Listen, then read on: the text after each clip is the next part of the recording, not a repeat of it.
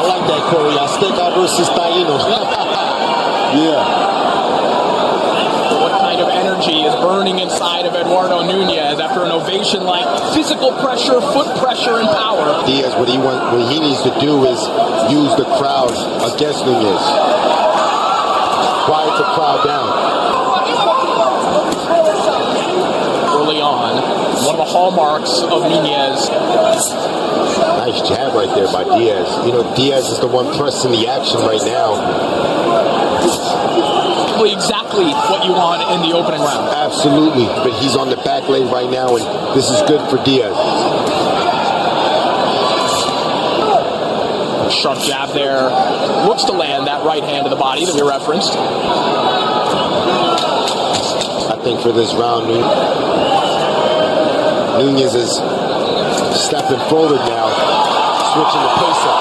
Nice combination. This is the version of Eduardo Nunez.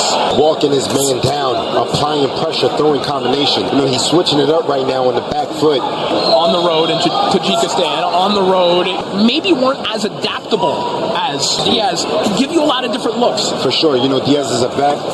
He knows the craft, he knows what he's doing, so you can't make a mistake, especially early in the fight. Nice counter shot right there by Diaz, because Diaz is looking for the counter. So Nunez, you know, you don't want to throw just one jab. In these quiet to throw combinations, take advantage. Diaz obviously trying to win a world title, and Diaz has had some heartbreaking decisions. Dog Bay, the Ito fight that we referenced as well, and you see in those opening 2 rounds how that can happen, because he can slow these rounds down, go his way. For sure, definitely. Clubbing physical work on the inside. Nice counter right there. Eduardo Nunez, a dangerous shot. That's the type of big right hand from Diaz, and a better left hook maybe from Nunez. Final 20 seconds here in round 3. Nunez trying to get back on his jab, stabilize a little bit. Trying to get behind the hometown favorite. Head back to the stools. Diaz has to be pleased. Right here, Nunez slipped some shots. That was good combination right there by Nunez. Nice combos, staying busy, staying active, smothering the shots so there was no power. But right here, Diaz steps into a big right hand, jab to the body. Round 4 begins. Christopher Diaz trying to get that world title around his waist, trying to replicate a lot of what he did there in round 3. I think Nunez needs to stop. You need to throw that jab to score points, just as he did right there, landing the jab to the midsection. That jab with Diaz, because he'll set you up with a counter. Nice combination. Diaz.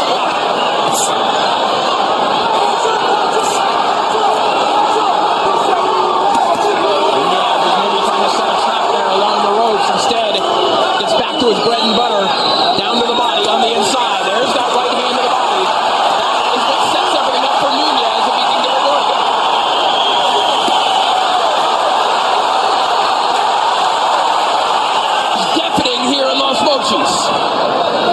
They're landing on the arms, but they're effective. Those shots eventually will wear your arms down. They're heavy blows by Nunez. Those shots like that with the high guard, you either got to move or roll from them shots. Stand there and let them bang on your arms like that. As the rounds go on, it'll have its effect. It'll slow you down. Good adjustments here from Eduardo Nunez in round 4.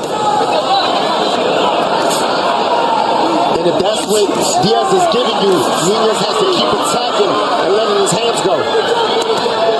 Just like that.